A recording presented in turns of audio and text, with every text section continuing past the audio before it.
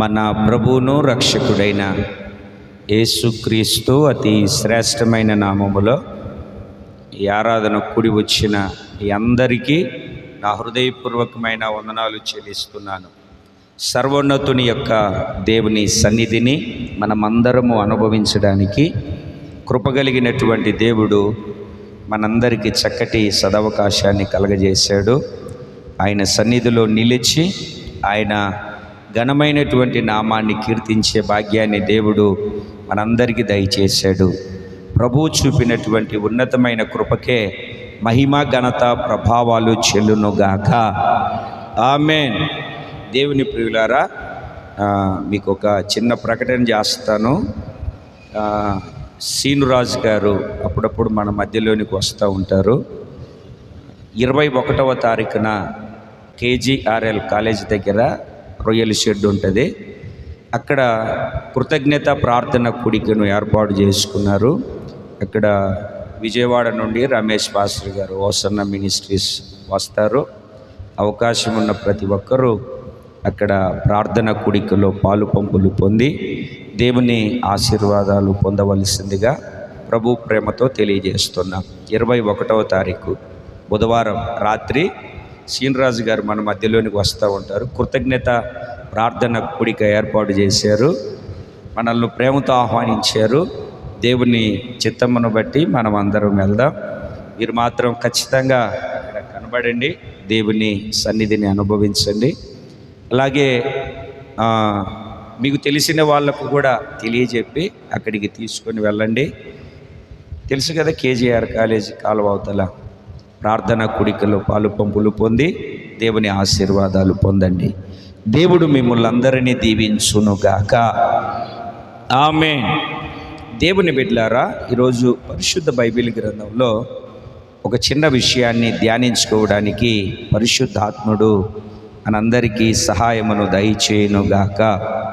ఈరోజు మన ధ్యానము నిమిత్తమై కీర్తనల గ్రంథములో ఒక చిన్న విషయాన్ని నేను మీకు జ్ఞాపకం చేస్తాను. రాత్రికాల సమయంలో ఆయన తృప్తిపరుస్తాడు, ఆశగల ప్రాణాన్ని తృప్తిపరుస్తాడు అన్నటువంటి విషయాన్ని మీరు వింటూ వచ్చారు. ఒకవేళ వినకపోతే ఏ ఆదాము అనే మన యూట్యూబ్ ఛానల్లో ఇంకా అనేకమైనటువంటి విషయాలు సంగతులు మీరు దేవుని యొక్క వాక్యాన్ని వినొచ్చు, నేర్చుకోవచ్చు. నేను చదువుతున్న ఆ మాటను మీరు జాగ్రత్తగా గమనించండి. వారు నానాటికి బలాభివృద్ధి నొందుచు ప్రయాణము చేయుదురు. వారిలో ప్రతివాడును సియోనులో దేవుని సన్నిధిని కనబడును. వారిలో ప్రతివాడును సియోనులో దేవుని సన్నిధిని కనబడును. 84వ కీర్తన 7వ చరణాన్ని మనము చదివినప్పుడు చక్కటి మాట మనకు కనబడుతుంది. వారిలో ప్రతివాడును సియోనులో దేవుని సన్నిధిని కనబడును. ప్రతివాడును కనబడతారు. ప్రతివాడు అంటే ఎవరు? ప్రతివారు అంటే ఎవరు? ప్రతివారు అంటే ఎవరు? ఇక్కడ మనం వాక్యాన్ని జాగ్రత్తగా గమనిస్తే 4వ వాక్యాన్ని మనము చదివినప్పుడు, నీ మందిరమునందు నివసించువారు ధన్యులు, వారు నిత్యము నిన్ను స్తుతించుదురు. నీ వలన బలమునందు మనుష్యులు ధన్యులు, యాత్ర చేయు మార్గములో వారికి అతి ప్రియములు. వారు బాకాలోయలో బడి వెలుచు దానిని జలమయముగా చేదురు, తొలకరి వాన దానిని దీవెనలతో కప్పును. వారు నానాటికి బలాభివృద్ధి నొందుచు ప్రయాణము చేయుదురు. వారిలో ప్రతివాడు సియోనులో దేవుని సన్నిధిలో కనబడును. 2 చేతులు పైకెత్తి గట్టిగా దేవునికి స్తోత్రం చెబుదాం. వారిలో ప్రతివాడు ఎక్కడ కనబడతాడు? సియోనులో దేవుని సన్నిధిలో కనబడతాడు. సియోను అని అన్నప్పుడు మీరు గుర్తుపెట్టుకోవాలి, పరలోక రాజ్యము, పరలోక రాజ్యము, నిత్యత్వము. సియోనులో ప్రతివాడు కనబడతాడు. వారిలో ప్రతివాడు.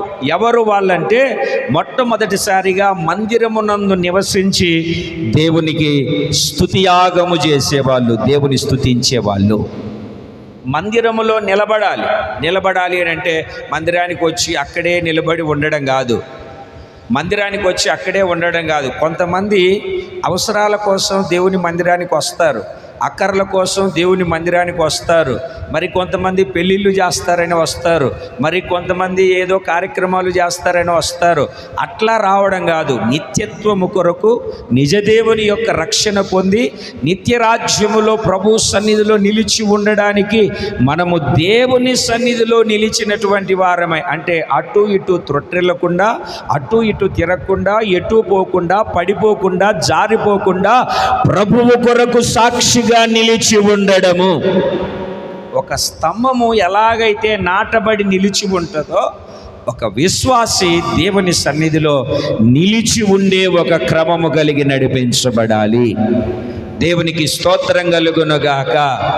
వారిలో ప్రతివాడు అక్కడ కనబడతాడు. ఎవరు అంటే మందిరములో నిలిచి దేవుని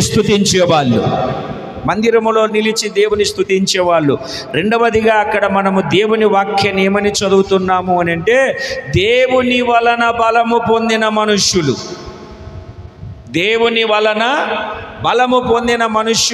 ఏమిటండి నీ బలానికి రహస్యం ఏమిటంటే, నా బలానికి సీక్రెట్ ఏంటంటే బూస్ట్ అని యాడ్లు మనం చూస్తూ ఉంటాం. నీ బలానికి సీక్రెట్ ఏంటయ్యా అంటే మా కులం అని చెప్తూ ఉంటారు. నీ బలానికి సీక్రెట్ ఏంటయ్యా అంటే నా డబ్బు అని చెప్తూ ఉంటారు. నీ బలానికి సీక్రెట్ ఏంటంటే నా కండబలం అని చెప్తూ ఉంటారు. అయితే దేవుని సన్నిధిలో నిలిచి ఉన్నటువంటి దేవుని బిడ్డలారా, నీ బలమునకు సీక్రెట్ ఏమిటి అని అంటే ప్రభువై ఉండాలి.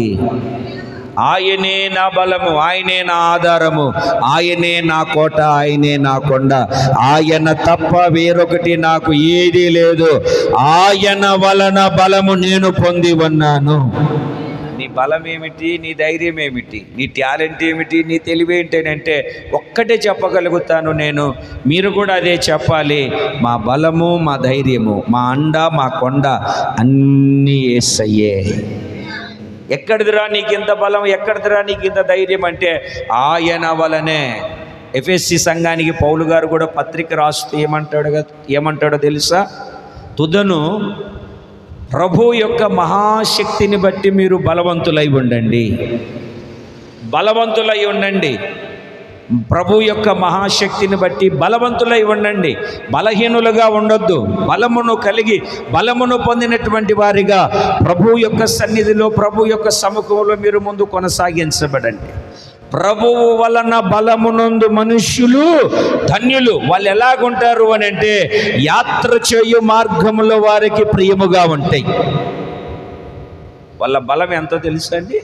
ఆ కింద 6వ వాక్యాన్ని చదివితే, వారు బాకా లోయలో బడి వెళ్తారు. ఏ లోయలో బడి వెళ్తారండి? బాకా లోయలో. తలలు పైకి ఎత్తండి. ఏ లోయ అది? బాకా లోయ. బాకా లోయ అంటే అర్థం ఏంటో తెలుసా అండి? కన్నీటి లోయ. బాకా లోయ అంటే అర్థం ఏమిటి? కన్నీటి లోయ. కన్నీటి లోయ అంటే వాళ్ళు కన్నీళ్ళు వలయములో, కన్నీళ్ళ మార్గములో, శ్రమల ద్వారా, ఇబ్బందుల ద్వారా, ఆర్థిక పరిస్థితుల ద్వారా, అవమానాల ద్వారా, నిందల ద్వారా, రోగాల ద్వారా, ఏమిటండి ప్రతికూలమైన పరిస్థితుల ద్వారా ఏ విధము చేతనైనను వాళ్ళ కన్ను తడి ఆరక ఎప్పుడూ కన్నీరు కారుస్తూ ఉన్నటువంటి స్థితి వాళ్ళ జీవితంలో కలిగిన బాకా లోయ అంటే దాని అర్థం ఎప్పుడు కన్ను తడి ఆరదు.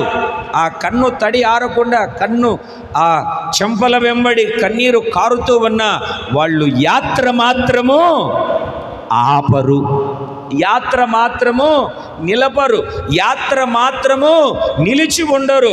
వాళ్ళు బాకా లోయలో బడి వెళుతూనే ఉంటారు. ఎక్కడ స్టాప్ చేసినట్టు కానీ, ఎక్కడైనా పడిపోయినట్టు కానీ, ఎక్కడైనా కృంగిపోయినట్టు కానీ, ఎక్కడైనా కృషించిపోయినట్టు కానీ ఎప్పుడు వాళ్ళు కనబడరు. వాక్యం అదే సెలవిస్తుంది. వాళ్లకు యాత్ర చేసే మార్గాలు ప్రియముగా ఉంటాయి. మనము ఈ లోకములో పరదేశులమును, మనం ఎవరమండి ఈ లోకములో? పరదేశులమును యాత్రికులము.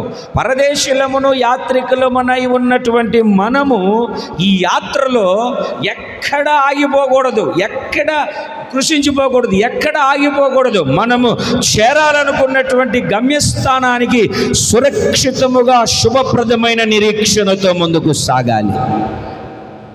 వాళ్ళు రేపు సియోనులో కనబడతారు దేవుని సన్నిధిలో. వాళ్ళ యాత్ర ఎక్కడ ఆగలే. వాళ్ళు ఎక్కడ వెళ్తున్నారంటే చదవండి ఆ మాటను, 6వ వాక్యాన్ని, 84వ కీర్తన 6వ వాక్యాన్ని చదవండి. వారు బాకా లోయలో బడి వెళ్ళుచు దానిని ఎట్లా చేస్తారంటే వాళ్ళు జనమయముగా. అసలు దాని పేరేంటి? లోయ. లోయను వీళ్ళు దేనిగా చేరుస్తున్నారు? జలమయముగా. బాకా అంటే అర్థం ఏమని చెప్పాను? కన్నీటి లోయ. అంటే వాళ్ళ కన్నీటి ద్వారా లోయనే పూడ్చగలిగేంత అనుభవంలో వాళ్ళు నడిపించబడుతున్నారు. వాళ్ళు ఏడ్చి ఏడ్చి తడియాడని కన్నులతో కన్నీరు కార్చే అనుభవంతో ఆ కన్నీరు కార్చి కార్చి ఏమైపోతుందంటే లోయే నిండిపోతుంది. లోయను దేనిగా మారుస్తున్నారు? వాళ్ళు జలమయముగా మారుస్తున్నారు. లోయను జలమయముగా మారుస్తూ ఉన్నారు, కానీ ఎక్కడ వాళ్ళ యాత్రను మాత్రము ఆగలేదు. లోయ వచ్చింది, లోయ తర్వాత ఏమొస్తుంది? కొండ వస్తుంది, కొండ తర్వాత లోయ వస్తుంది. ఎక్కడము దిగడము, ఎక్కడము దిగడము, అయినా యాత్ర మాత్రము ఆగలేదు, కొనసాగిస్తూనే ఉన్నారు. దేవునికి స్తోత్రం కలుగునుగాక. వారు బాకా లోయలో బడి వెళ్ళుచు దానిని జలమయముగా. దాని పేరే కన్నీటి లోయ. ఆ కన్నీటి లోయను వాళ్ళ కన్నీటి ప్రార్థన ద్వారా నింపేస్తూ ఉన్నారు. ఈ రోజున అప్పులు ఉన్నాయని, రోగాలు ఉన్నాయని, ఆటంకాలు ఉన్నాయని, శ్రమలు ఉన్నాయని, ఇబ్బందులు ఉన్నాయని మన యాత్ర ఆగకూడదు. దేవుని సన్నిధికి వచ్చే విషయంలో అతి ప్రియములుగా ఉండాలి. పరిశుద్ధత కలిగి జీవించే విషయంలో అతి ప్రియముగా ఉండాలి. ప్రార్థన చేసే విషయంలో అతి ప్రియముగా ఉండాలి. వాక్యాన్ని వినడం, వాక్యాన్ని చదవడం, వాక్యానుసారంగా జీవించే విషయంలో మన యాత్ర అతి ప్రియముగా ఉండాలి. కానీ ఎక్కడ ఏ చోట ఫుల్ స్టాప్ పెట్టకూడదు. కామా పెట్టవలసిన పరిస్థితి వచ్చినా కాస్త ఆగి ఆలోచించి అడుగులు ముందుకు వేయవలసిన పరిస్థితి. యాత్ర ముందుకు కొనసాగించబడుతూనే ఉండాలి. అప్పుడు ఏం జరుగుతుంది అంటే నువ్వు లోయను నీ కన్నీటితో జలమయముగా చేస్తూ ఉన్నప్పుడు ఆ కన్నీటిని, నీ ఉన్న లోయను, నీ శ్రమలను, నీ ఇబ్బందిని చూసిన దేవుడు నీ కన్నీటిని నాట్యముగా మార్చున్నట్లుగా తొలకరి వాన దీవెనలతో దేవుడు కప్పుతాడు. గట్టిగా చప్పట్లు కొడుతూ సజీవుడైన దేవుని నామాన్ని మహిమపరుద్దాం. అంటే సచ్చుదెబ్బలు కొడుతున్నారు మీరు, అసలు శబ్దమే రావట్లేదు. తొలకరి వాన దీవెనలతో కప్పునట్లుగా దేవుడు తొలకరి వర్షమును కురిపించి నిన్ను ఆశీర్వాదకరమైనటువంటి మార్గాలలో దేవుడు నడిపించబోతూ ఉన్నాడు. దీవెనకరమగు వర్షము నీకు కురిపించబడును గాక. గట్టిగా ఆమేన్. ముందు కన్నీరు, తర్వాత లోయలో కన్నీరు. అయినా యాత్ర ఆగకుండా కొనసాగించే వారికి దీవెనకరమగు తొలకరి వాన దీవెనకరముగా దేవుడు కప్పబోతూ ఉన్నాడు. తొలకరి వాన దీవెనలతో నిన్ను కప్పి ఆశీర్వదించబోతూ ఉన్నాడు. నీ నిత్యత్వపు ఆశీర్వాదపు అనుభవాన్ని ఆయన దీవెనకరముగా మలచి మార్చునుగాక. అందరూ ఒకసారి 2 చేతులు పైకెత్తి సంతోషంగా దేవునికి స్తోత్రం చెబుదాం. ఆనందంగా సర్వోన్నతుడైనటువంటి దేవునికి స్తోత్రం చెబుదాం. దీవెనకరముగా దేవుడు నిన్ను మార్చునుగాక. ఇంతకాలం మైకిస్తే తీసుకొని చెప్పిన సాక్ష్యం ఏమిటి? నా పరిస్థితి ఇదండి, నా స్థితిగతులు అలాగున్నాయండి, నేను ఇలాగున్నానండి, నేను అదండి ఇదండి అనే బాధలే చెప్పుకుంటూ వచ్చాం. కన్నీళ్ళ పుటలు ఏమిటండి? పుస్తకాల పుటలలో రాస్తూ ఉన్నప్పుడు అది ఎక్కువగా కనబడుతూ ఉంది. ఎటు చూసినా కన్నీళ్ళే, ఏ వైపు చూసినా కన్నీళ్ళే, ఏ వైపు చూసినా బాధలే. బాకా లోయలో ఉన్నావు కాదనట్లేదు. ఆ బాకా లోయలో కన్నీటి ప్రార్థనను చేయగలిగితే, ఆ బాకా లోయలో కన్నీటి ప్రార్థన కలిగి నువ్వు నడిపించబడితే తొలకరి వాన దీవెనలతో దేవుడు నిన్ను కప్పుతాడు. వీళ్ళు రేపు సీయోనులో కనపడతారు. తర్వాత వాక్యాన్ని చదువు, 7వ వాక్యం. వారు నానాటికి ఏనొందుతారండి? నానాటికి బలాభివృద్ధి నొందుచు ప్రయాణము చేస్తారు. వారిలో ప్రతివాడు సీయోనులో దేవుని సన్నిధిలో కనబడును. ఎక్కడ కనబడాలండి? సీయోనులో దేవుని సన్నిధిలో కనబడాలి. ఇప్పుడు నేను మిమ్మల్ని అందరినీ ఒక మాట అడుగుతాను. మీరందరూ సీయోనులో అంటే పరలోకములో ఎంతమందికి కనబడాలని ఆశ ఉంది?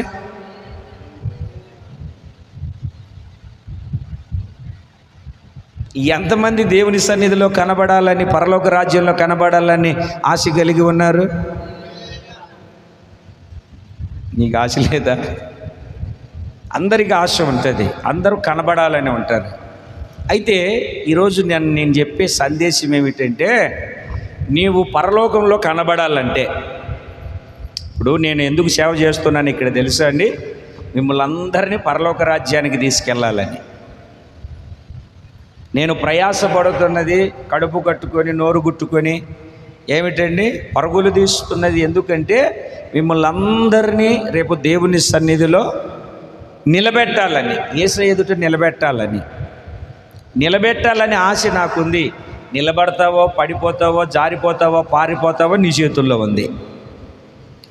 దేవుని సన్నిధికి చేరి వచ్చిన దేవుని బిడ్డలారా, మీరందరూ సియోనులో దేవుని సన్నిధిలో కనబడుదురుగాక. గట్టిగా చెప్పండి, నష్టమేం రాదు. ఇంకా గట్టిగా చెప్పండి. 10 లక్షలు లాటరీ తగిలితే ఎంత సంతోషంగా ఉంటావో అంతకంటే ఎక్కువ సంతోషించాలి మీరు.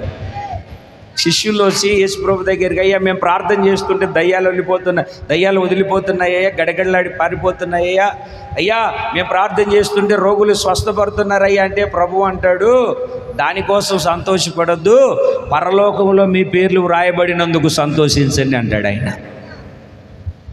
పరలోకములో మీ పేర్లు ఉన్నందుకు మీరు సంతోషించాలి.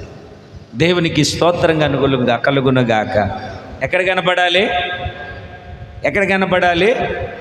మీరు పరలోకములో కనబడాలి అని అంటే ఇక్కడ మీలో కనబడాల్సినవి కొన్ని ఉన్నాయి.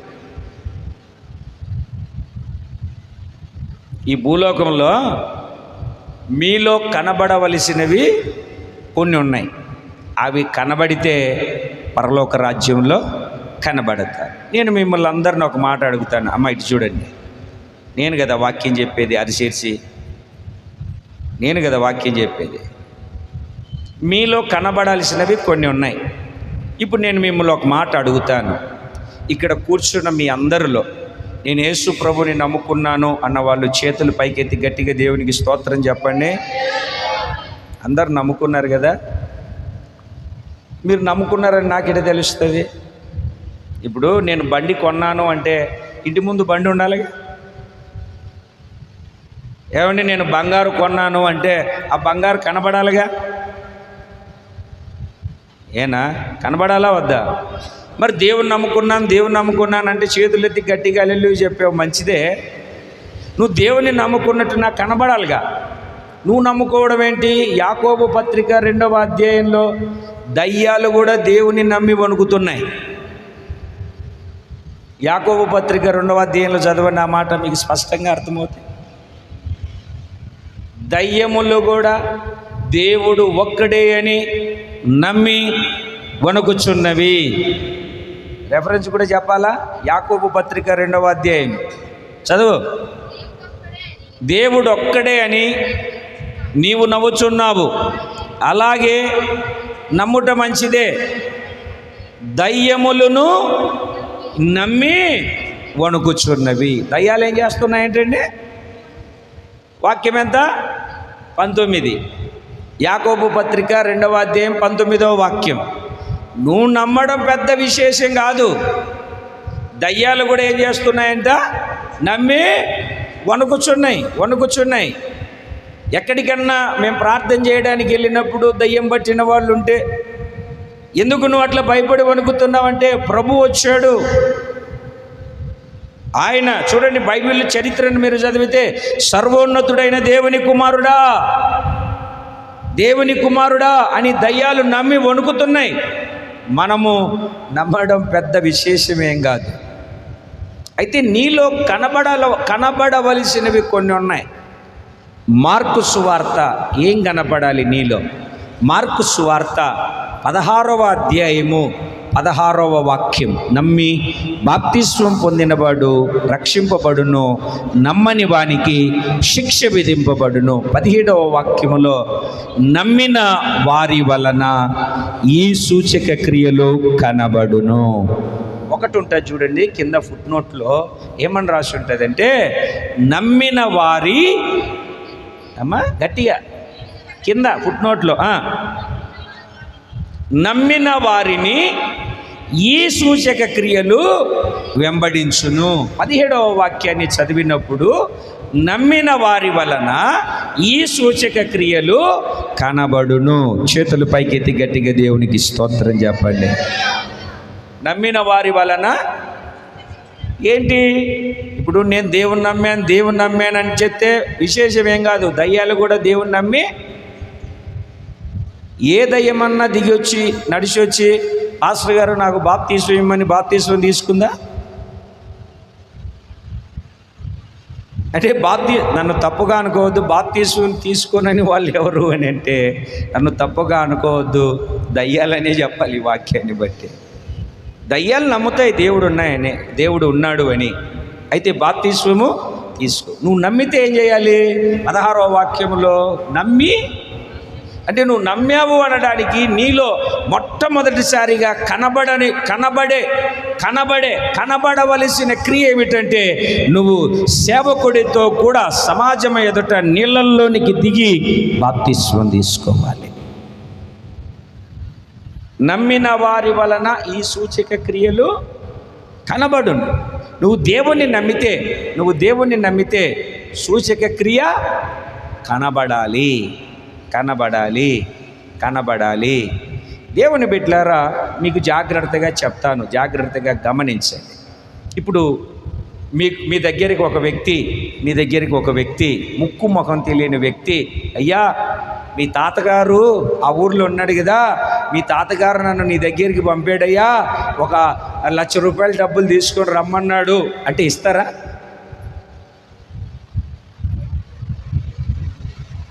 మీ తాతగారి దగ్గర హైదరాబాదులో మీ తాతగారు ఉన్నారు, మీరు ఈ ఊర్లో ఉన్నారు.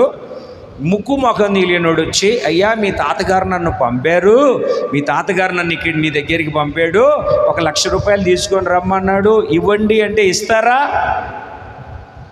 ఈ మొక్కలు చూస్తే ఇచ్చేటట్టున్నా ఇస్తారండి? ఎందుకు ఇవ్వరు? నిజంగా తాతే పంపించాడు. ఏమంటారు? రే మా తాత పంపాడు అనడానికి ప్రూఫ్ ఏంట్రా? మా తాత పంపాడు అనడానికి ప్రూఫ్ ఏంట్రా అంటారా? చెప్పండి మీరు గట్టిగా. అడగరా? అప్పుడు ఏం చెప్తాడు? ఏ ఉంగరమో లేకపోతే ఆ తాతగారి దగ్గర నుండి తెచ్చిన ఏ ఒక ఆనవాలు చూపెట్టు, లేకుంటే ఏ ఉత్తరమో లేకుంటే ఏ పుస్తకమో లేకుంటే ఏదో ఒకటి తాతగారి దగ్గర ఉన్నటువంటి గుర్తు, తాతగారి దగ్గర ఉన్నటువంటి సింబలు వీడి దగ్గర ఉండాలి. పోనీ ఈ పొలము నీది అనడానికి గుర్తు ఏంటి? పత్రాలు ఉండాలా వద్దా? పత్రాలు ఉండాలి, నీ మీద రిజిస్ట్రేషన్ చేయబడాలి. ఇప్పుడు నేను దేవుని నమ్మాను అంటే చెప్తే ఏం ప్రయోజనం? దయ్యాలు కూడా నమ్మి వణుకుతున్నాయి. అయితే ఇక్కడ ఒకటి మీరు నేర్చుకోవాలి, మనం అందరం నేర్చుకోవాలి. రేపు నిత్య సీయోనులో దేవుని సన్నిధిలో కనబడాలంటే ఇక్కడ మనలో కనబడవలసినవి ఉన్నాయి. అందులో మొట్టమొదటిది నమ్మిన వారి వలన సూచక క్రియలు కనబడాలి. నమ్మిన వారిని దేవుని క్రియలు వెంబడించాలి. ఏం వెంబడించాలండి? మనం ఏదన్నా చెప్పమన్నాం అనుకో, అబ్బే నా భక్తి అంతా ఇంత, నా సీనియారిటీ అంతా ఇంత, అసలు నేను దేవుని నమ్ముకొని ప్రార్థనకి వెళ్ళేటప్పుడు నువ్వు పుట్టనే లేదురా బుడంకాయగా అంటారు. ఏం ప్రయోజనం? అవే ఆచారాలు, అవే పద్ధతులు, అవే అనుభవాలు, అవే అలవాట్లు, అదే విగ్రహారాధన, అదే క్రియలు, అవి నిన్ను నాశనమయ్యే నరకానికి తీసుకెళ్తాయి తప్ప ప్రభులో నిన్ను నిలబెట్టలేవు. నువ్వు దేవుని నమ్మితే, దేవుని యందు నువ్వు నమ్మిక ఉంచి ఉంటే నీలో దేవుని క్రియలు కనబడాలి. దేవుని క్రియలు కనబడాలి. అట్లా కాకుండా నేను దేవుని నమ్మానని ఎంత చెప్పుకున్నా, ఎంత చేసినా, ఏం చేసినా దాని వలన మనకు ప్రయోజనమేమీ కనబడదు. నమ్మితే దేవుని మహిమను చూడొచ్చు, నమ్మితే నీకు సమస్త కార్యాలు సాధ్యం అవ్వచ్చు. అయితే నమ్మడం కాదు, క్రియలు ఉండాలి. నమ్మిన వారి వలన, గట్టిగా చదవండి మరలా ఒకసారి ఆ మాటను అమ్మా, నమ్మిన వారి వలన ఈ సూచక క్రియలు కనబడును. ఎవరి వలన కనబడతాయి? ఎవరి వలన కనబడతాయి? నమ్మిన వారి వలన. ఇప్పుడు చెప్పండి, నీ దగ్గర ఏ సూచక క్రియ కనపడుతుంది? నేను మీకు పరిశుద్ధ బైబిల్ గ్రంథంలో ఒక మాటను చూపెట్టాలి, ఒక మాటను జ్ఞాపకం చేయాలి. దేవుడు సరాసరి కొండ మీదకి దిగి వచ్చాడు. పొద మండుతూ ఉంది. గొర్రెలు కాసుకుంటూ ఉన్నటువంటి మోషే చూశాడు. చాలా దూరం ఉంది. వాస్తవానికి ఎక్కడైనా సరే అంటుకుందనుకోండి, ఏం జరుగుతుంది? అంటుకుందనుకోండి, అదేం చేస్తుందంటే కాలుకుంటా వెళ్ళిపోతుంది. అడవి కదండి, కాలుకుంటా వెళ్ళిపోతుంది. ఇక్కడ విచిత్రం, ఇక్కడ వింత ఏమిటంటే పొదలో మంట బగ మండుతుంది, కానీ ఈ మంట వ్యాపించట్లేదు. చాలాసేపటి నుండి చూస్తున్నాడు, పొద మండుతుంది. అక్కడే ఉందేంటి? అక్కడ పొదలో ఒక మంట రేగింది, అక్కడే ఉందేంటి మంట? అక్కడే ఉందేంటి మంట? ఏంటి వింత కార్యం? ఇప్పుడు ఎవరన్నా 4 కాళ్ళతో పుట్టాడు అని అంటే డబ్బులు లేకపోయినా అప్పు చేసి చూడడానికి వెళ్తారుగా, వెళ్ళరా? చెప్పరేంటండి? మీ హీరో భీమవరం వచ్చాడు అనుకోండి, మీటింగ్ మానేసి వెళ్తారుగా. మీ హీరో వచ్చాడు అనుకోండి, వెళ్తారుగా. దేవుని బిడ్డలారా, వింత కనబడుతుంది. దూరం నుండి చూస్తూనే ఉండండి. ఏంటి? మంట వ్యాపించాలి కదా అని చూసి ఆ వింత ఏంటో చూద్దామని తిన్నగా అడుగులు వేసుకుంటూ అక్కడికి వెళ్ళాడు. ఇక్కడ మందను వదిలేసి ఆ స్థలము దగ్గరికి, ఆయన ప్రభావం ఉన్న ఆ స్థలములో అడుగు వేయకముందే, మోసే, ఇది పరిశుద్ధ స్థల ప్రదేశము, నీ చెప్పులు విడిచి రమ్మన్నాడు. చెప్పులు విడిచి ఆ పొద దగ్గరికి వెళ్ళేసరికి దేవుడు మాట్లాడడం ప్రారంభించాడు. నేను నీ తండ్రి దేవుడను, అబ్రహాము దేవుడను, ఇస్సాకు దేవుడను, యాకోబు దేవుడను. నా ప్రజలు ఐగుప్తులో ఉండగా వాళ్ళను విడిపించి పాలు తేనెలు ప్రవహించు దేశానికి నడిపించడానికి నేను దిగి వచ్చి ఉన్నాను. దేవుడు మాట్లాడుతున్నాడు మోసే. సరేనయ్యా, మంచిది. అది మాట్లాడుతూ ఉంటే అంటాడు కదా మోసేతో, ఇప్పుడు నువ్వు వెళ్ళి ఐగుప్తుకు వెళ్ళి వాళ్ళని తీసుకొని రా. అయ్యా, నేను వెళ్ళాను అనుకో, వాళ్ళు నన్ను కొట్టి చంపేస్తారయ్యా, వాళ్ళు నన్ను నమ్మరయ్యా, అసలు ఎవరు పంపించారని అడుగుతారయ్యా, అసలు నీ పేరు కూడా తెలియదు కదయ్యా అన్నీ చెప్పుకుంటూ వచ్చారు. తర్వాత నువ్వు వెళ్ళాల్సిందే అని అంటే, అయ్యా వాళ్ళు నమ్మరంటే, అప్పుడు దేవుడు మోసేతో అంటాడు, నీ చేతిలో ఉన్నదేంటి? కర్ర, కింద పడేయమన్నాడు. అక్కడ కింద పడేసిన వెంటనే అది పామైంది. భయపడి పక్కకు పారిపోయారు. పాత బైబిల్ తర్జుమాలో ఏమని రాసి ఉంటుందంటే, అక్కడుంటే ఎక్కడికో పారిపోయాడట పామును చూసి. ఒకప్పుడు తాపకరమైన సర్పములు కలిగినటువంటి అరణ్యములో ఏమిటండి, ఆ కూషు దేశస్థుల మీదకి వెళ్ళి గొప్ప జయాన్ని కలగజేసినటువంటి మోషే ఇప్పుడు ఆ పామును చూసి భయపడొద్దు, దాన్ని తోక పట్టుకోమన్నాడు. తోక పట్టుకునేసరికి మరలా అది కర్ర అయిపోయింది. దేవుని ప్రజలారా గమనించండి, కర్రను ఎటువైపు పట్టుకుంటారు? ముందు ఎటువైపు పట్టుకుంటారు? మొదల వైపు పట్టుకుంటారు. ఇప్పుడు పామును పడేసిన తర్వాత, ఆ కర్రను పడేసిన తర్వాత పాము అయింది. ఇప్పుడు దేన్ని పట్టుకున్నాడు? తోకను పట్టుకున్నాడు. బాగా గమనించండి. ఒకవేళ నీ చేతిలో కర్ర గిర్ర ఏదైనా లేకపోయింది అనుకో, పామును చంపాలనుకో, ఏం చేస్తారు? తోకను పట్టుకొని తిప్పి కొడతారు. అంటే దాని అర్థం ఏమిటంటే, సర్ప సంతానం మీద, ఈ ఫరో నాయకత్వం మీద, ఈ ఫరో దేశం మీద నేను నీకు అధికారాన్ని ఇస్తున్నాను. దేవునికి స్తోత్రం కలుగునగా.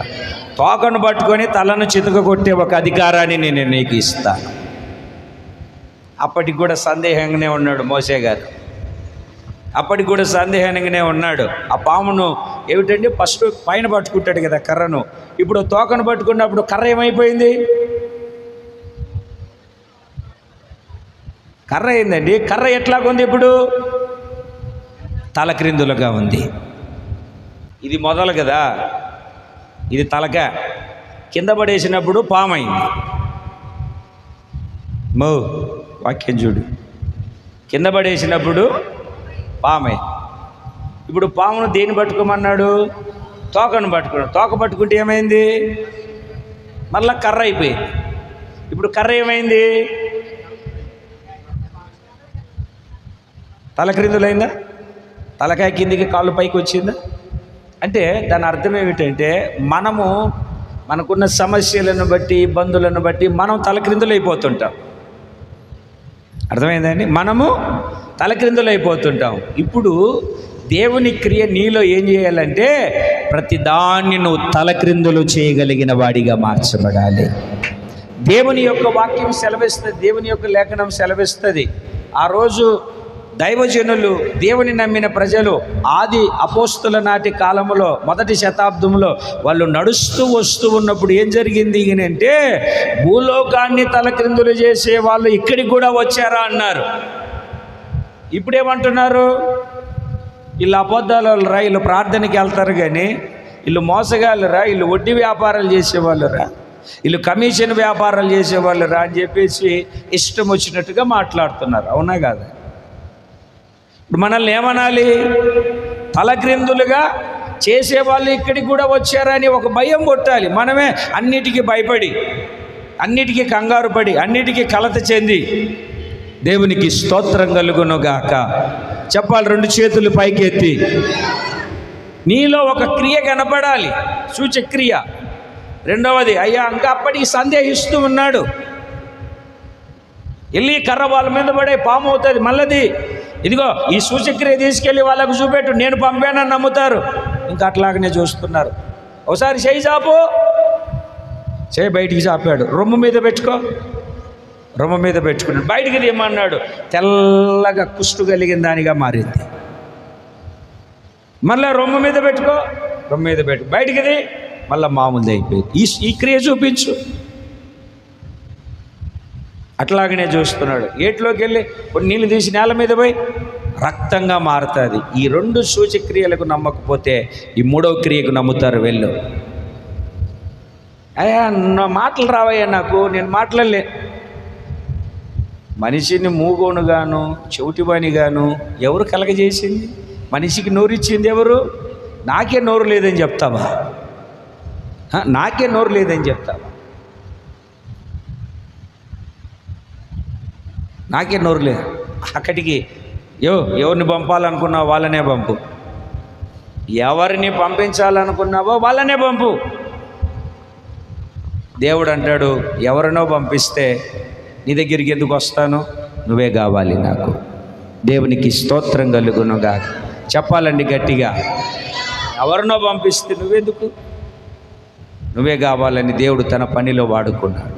నేను చెప్పేది ఏంటంటే, మోషే ఐగుప్తులో ఉన్న ఇశ్రాయేల్ ప్రజల దగ్గరికి వెళ్ళి దేవుడు నన్ను పంపాడు అనడానికి దేవుడు ఏం చేశాడంటే, ఒట్టి చేతులతో పంపించకుండా ఆనవాలు ఇచ్చి సూచక క్రియలనిచ్చి పంపించాడు.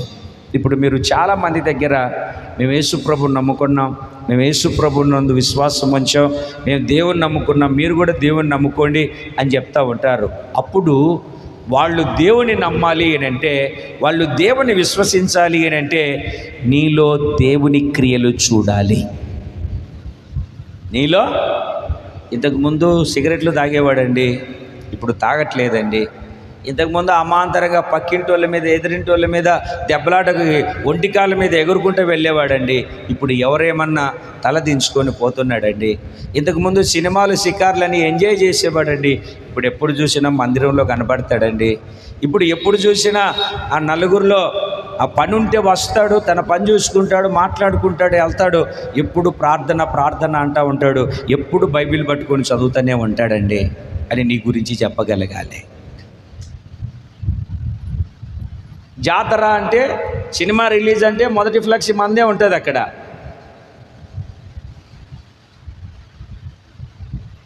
కదండి, మీరు కాదండి, కొంతమంది జీవితాన్ని. ఎందుకంటే ఆన్లైన్లో వింటారు కనుక చెప్తున్నాను. మనమే మొట్టమొదటిసారి అన్నిట్లలో మొదటి చేయి మందే ఉండాలి. ఎట్లాగండి? నీ దగ్గర దేవుని క్రియ కనబడకపోతే ఎట్లాగండి? కప్పలాగా నేను నీళ్ళలోనే జీవిస్తాను, నీళ్ళల్లో కూడా జీవిస్తాను, భూమి మీద కూడా, ఆఖరికి బురదలో కూడా, ఎక్కడైనా నేను జీవిస్తానంటే ఎట్లాగా? ఉంటే అక్కడ నుండు, లేకుంటే ఇక్కడ నుండు. సంఘానికి అదే చెప్తాడు, నువ్వు చల్లగా నుండు, లేకపోతే వెచ్చగా నుండు, నులివెచ్చనగా ఉండదు, నేను నోట నుండి ఉమ్మి వేస్తానని చెప్తున్నాడు. ఉమ్మి వేయించుకోవడం మంచిదా? ఏమండి, మిమ్మల్ని ఒక మాట అడుగుతాను. మీరు ఏదన్నా తినేటప్పుడు ఉమ్మేశారనుకోండి, అది కింద పడ్డ తర్వాత మరలా ఉడుచుకొని తీసుకుంటారా? అంటే ఉమ్మి వేస్తానంటే అర్థం ఏమిటి? నువ్వు ఎలాగుంటావో జాగ్రత్త కలిగి దేవుని సన్నిధిలో ఆయనను నమ్మావు అనడానికి క్రియలు కనబడాలి. యెషయా గ్రంథం 8వ అధ్యాయము. తీయని బైబిల్ తీయనందరూ. యెషయా గ్రంథం 8వ అధ్యాయము 18వ వాక్యాన్ని చదవండి ఒకసారి. లేదనుకుంటా. ఇదిగో నేనును యెహోవా నాకిచ్చిన పిల్లలను సీయోను కొండ మీద నివసించు సైన్యములకు అధిపతియగు యెహోవా వలని సూచనలుగాను మహత్కార్యములుగాను ఇశ్రాయేలీయుల మధ్యలో మేమున్నాము. గట్టిగా చెప్పండి. ఎలాగున్నాము? ప్రజల మధ్యలో ఎలాగ ఉన్నాము? సీయోను కొండ మీద నివసించు, సీయోను కొండ మీద నివసించు యెహోవా వలని సూచక క్రియలుగాను మహత్కార్యములుగాను సూచక క్రియలుగాను ఇశ్రాయేలీయుల మధ్యలో మేమున్నాము. మేము పాపముతో కలవము, అల్లరితో కూడిన ఆటపాటలతో మేముండము, అల్లరితో కలుగుతూ ఉన్నటువంటి విందులలో చిందులాడమేమో. మేము దేవుని కొరకు నాజీరు చేయబడిన వాళ్ళము, ప్రత్యేకించబడిన వాళ్ళము, ప్రభువు కొరకు ఒక అర్పణలాగా జీవించే వాళ్ళము. అర్పణ కలిగినటువంటి ఒక జీవితాన్ని కలిగి జీవిస్తూ ఉన్నటువంటి వాళ్ళం మేము. ముష్కరులు, మూర్ఖులు, వక్రజనము, సనుక్కునే వాళ్ళు, ఇన్ని మాటలంటాడో ఇశ్రాయేలును గురించి దేవుడు. అటువంటి వాళ్ళ మధ్యలో ఈయన ఎలాగున్నాడు అని అంటే, ఈయన ఏ విధంగా ఉన్నాడు అని అంటే, దేవునికి మహత్కార్యముగాను సూచిక క్రియగాను ఉన్నాడు. అతనెవరు?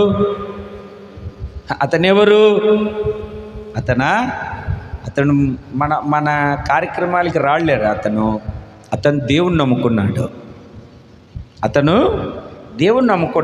అతడు ఇట్లాంటివి చేయడు. అతను. అవునా? నిజమా? అంటే ఇప్పుడు ఇతను ఎవరిలాగా ఉన్నాడు చెప్పండి, కాస్త నోరు తెరిచి. ఎవరిలాగా ఉన్నాడు? దేవునికి సూచనగాను మహత్కార్యముగాను ఉన్నాడు. దేవునికి సూచనగా ఉన్నాడు. ఈ లోకములో నీ బంధువుల మధ్య, నీ స్నేహితుల మధ్య, సంఘములో, సమాజంలో నువ్వు ఎలా కనబడుతున్నావు? వాక్యం ఏం చెప్తుంది? నమ్మిన వారి వలన రేపు పరలోకంలో కనబడాలా వద్దా? మీరు మాట్లాడి చూడాలి. మీరు కనబడాలా వద్దా? మీరు కనబడాలంటే ఇక్కడేం కనబడాలి? నీలో ఏం కనబడాలండి? సూచక క్రియ కనపడాలి. నువ్వు ప్రార్థన చేస్తుంటే రోగాలు తొలగిపోవాలి. దేవుని నువ్వేం భయపడొద్దు, నేను ప్రార్థన చేస్తాను. చాలా సమస్యల చేత బాధపడుతున్నాను, ఆ సమస్యల బాధల చేత బాధపడుతున్నటువంటి వాళ్ళ దగ్గరికి వెళ్ళి, అమ్మా ఏంటి చాలా రోజులుండి గమనిస్తున్నారు, ఏంటి ఇట్లా ఉన్నారు మీరు? మేము ఇట్లా బాధల్లో ఉన్నామండి. ఒక మాట, నేను మీకోసం ప్రార్థన చేస్తాను, మీరు కూడా నాతో కూడా కూర్చొని ఒక చిన్న ప్రార్థన చేసుకుంటారా? దేవుడు కార్యం చేస్తాడు. ఒకప్పుడు నేను అలాగనే ఉన్నాను, దేవుడు నా పట్ల కార్యాన్ని చేశాడు అని చెప్పి ఆ బాధల్లో ఉన్న వాళ్ళను, విగ్రహారాధనలో దేవుని నమ్మని వాళ్ళను కూర్చోబెట్టుకొని ఒక 5 నిమిషాలు 10 నిమిషాలు వాళ్ళ కోసం ప్రార్థన చేసి వచ్చిన తర్వాత ఒక 4-5 రోజులకు వాళ్ళ పట్ల దేవుడు కార్యము నీ ప్రార్థన ద్వారా జరిగించినప్పుడు నువ్వు వాళ్ళకు సూచనగా ఉండవా? అరే మీరు ఇంత బాధల్లో ఉన్నారు, ఎలా విడుదల పొందారా అని వాళ్ళని అడిగితే వాళ్ళు ఏం చెప్తారు? అలాని దేవుని నమ్ముకున్న వ్యక్తి మా ఇంట్లోకి వచ్చి ప్రార్థన చేస్తే ఈ కార్యము జరిగింది, అతడు దేవుని నమ్ముకున్న వ్యక్తి అని చెప్పడా? నువ్వేమో నేనే తినాలి, నేనే పడుకోవాలి, నా కోసమే ప్రార్థన చేయాలి, నేనే నేనే నేనే నేనే 24 గంటలు భూమి తన చుట్టూ తాను తిరిగినట్టు నీ చుట్టూ నువ్వు తిరుగుకుంటూ ఉన్నావు. పర్వాలేదు, నెలకు ఒకసారన్నా చంద్రుడి చుట్టూ తిరిగి వస్తుంది భూమి, నువ్వు మాత్రం తిరగవు. ఇదే భూమి సంవత్సరానికి ఒకసారి సూర్యుడి చుట్టూ కూడా తిరుగుతుంది, తన చుట్టూ తాను తిరుగుకున్నా. భూమినన్నా చూసుకుని ఒక పాఠం నేర్చుకుందాం మనం. నీకోసము కాకుండా సూచక క్రియలుగాను మహత్కార్యములుగాను. నక్షత్రాలు ఎందుకు, సూర్యుడు ఎందుకు, చంద్రుడు ఎందుకు అంటే కాలాల్ని సమయాల్ని సూచించడానికని దేవుని వాక్యం సెలవిస్తుంది.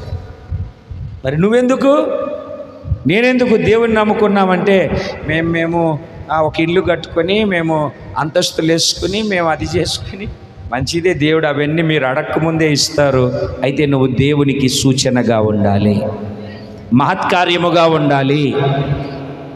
హల్లెలూయా కూడా చెప్పట్లేదు మీరు, అడుక్కోవాల్సి వస్తుంది మిమ్మల్ని కూడా. దేవునికి స్తోత్రం కలుగును గాక చెప్పాలి సంతోషంగా. ఈ భూమి మీద కొన్ని కనబడాలి నీలో. అందులో ఏం కనపడాలి? మొట్టమొదటిది దేవుని క్రియలు నీలో కనపడాలి. ఏం కనపడాలండి? చెప్పాలి ఒకసారి గట్టిగా. మా పాస్టర్ గారు చెప్పేవాడు ఒక మాట, 2-3 సార్లు చెప్పుంటాను మీకు కూడా. ఆ ఊర్లో దేవుణ్ణి నమ్ముకున్నాడు ఒక వ్యక్తి. ఆ కాలనీలో కొంచెం పెద్దగా ఉంటాడు. పాపం ఎవరికి పెళ్లి సంబంధానికి చూడడానికి వెళ్తూ ఈయన కూడా తీసుకెళ్ళారు. పెద్ద మనిషి కదా, వెళ్ళాలి కదండి, వెళ్ళరా? పెద్ద మనిషి కదా, వెళ్ళాలి కదా, తీసుకెళ్ళిన తర్వాత అమ్మాయిని చూశారు, మాట్లాడుకున్నారు, ఓకే అన్నారు, కట్న కానుకలు అయ్యారు. ఇక ఆలస్యం ఎందుకు, సాయంత్రం ఉండండి, భోజనాలు అన్నారు. ఆ ఊరిలో భోజనాలకు అలవాటు ఏంటంటే, ఆ పెళ్ళి ఖాయం చేసుకున్నప్పుడు భోజనం చేసిన వాళ్ళ దగ్గర ప్రతి ఒక్కరి దగ్గర మందు గ్లాస్ పెడతారంట.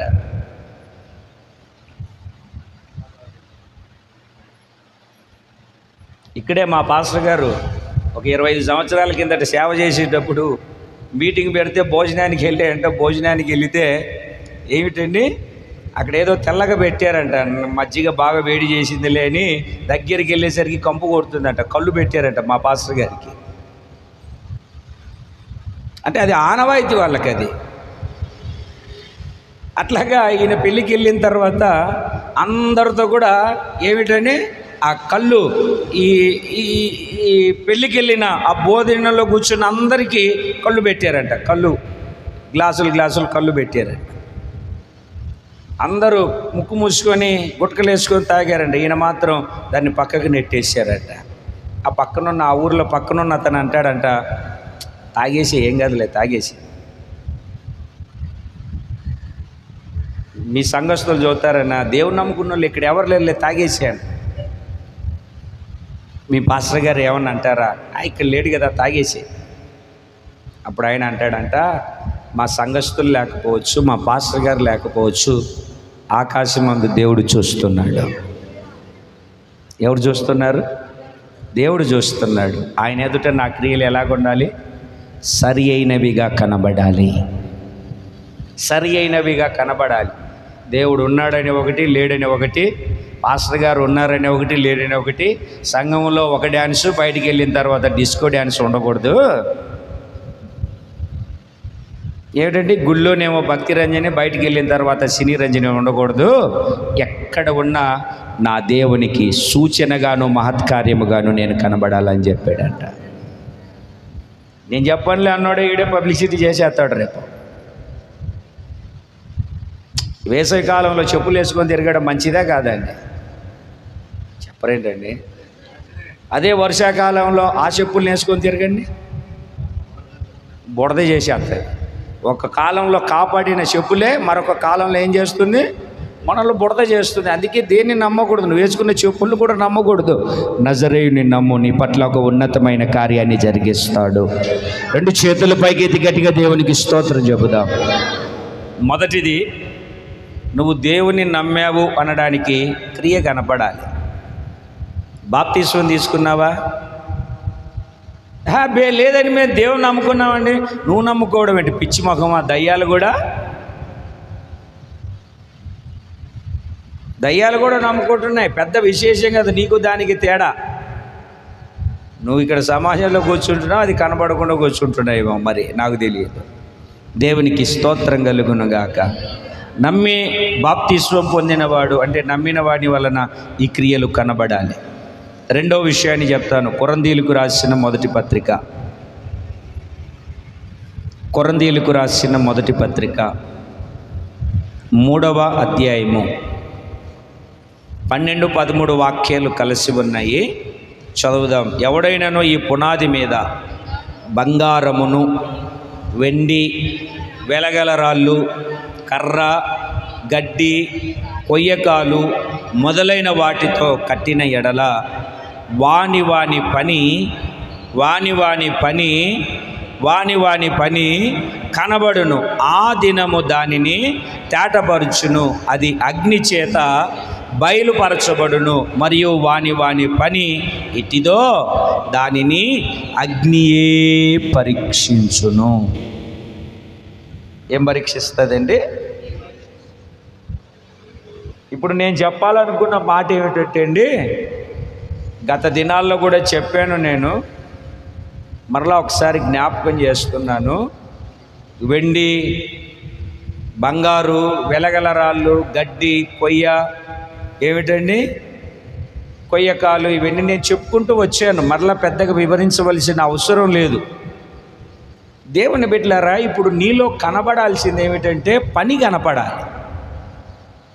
మనోళ్ళు ఒక సామెత చెప్తూ ఉంటారు చూడండి, పనివాడు వచ్చి పందిరేస్తే అట్లా ఉండకూడదు. మన పని అట్లా ఉండకూడదు. భక్తి కూడా అట్లాగ ఉండకూడదు. మన భక్తి ఎలాగ ఉండాలి అంటే, ఆ గుంపులో పడి వెళ్ళిపోదాం, రాయి వేసామనుకో ఎవరికో ఒకరికి తగులుతుంది అన్నట్టుగా ఉండకూడదు. మన భక్తి సరి అయినదిగా ఉండాలి. ఇక్కడ మనం అనుకుంటున్నాం వాని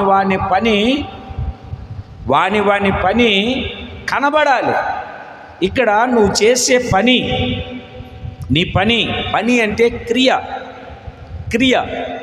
కనబడాలి. నీ పనులు కనబడాలి. అక్కడనేమో దేవుని క్రియలు కనపడాలి. మొదటిది నువ్వు నమ్మితే. రెండవది, ఈ ఆధ్యాత్మికమైన జీవితంలో గత దినాలలో 7 విధాలైనటువంటి పునాదుల గురించి చెప్పుకుంటూ వచ్చాను.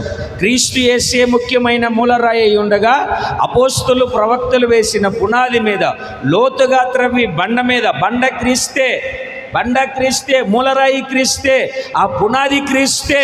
పునాది వేసింది మాత్రం అపోస్తులు. ఆ పునాది మీద మీరు కట్టబడాలి.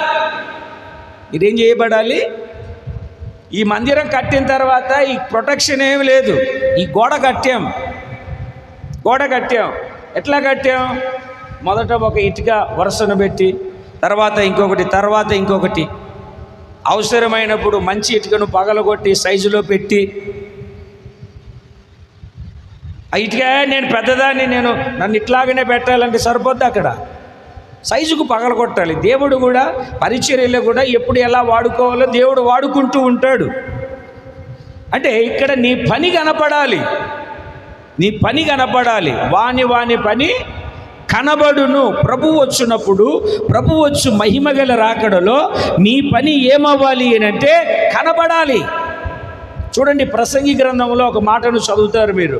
ప్రసంగి గ్రంథము 9వ అధ్యాయము 10వ వాక్యాన్ని మనం చదివినప్పుడు, చేయుటకు నీ చేతికి వచ్చిన ఏ పని అయినను నీ శక్తికి లోపము లేకుండా చెయ్యి.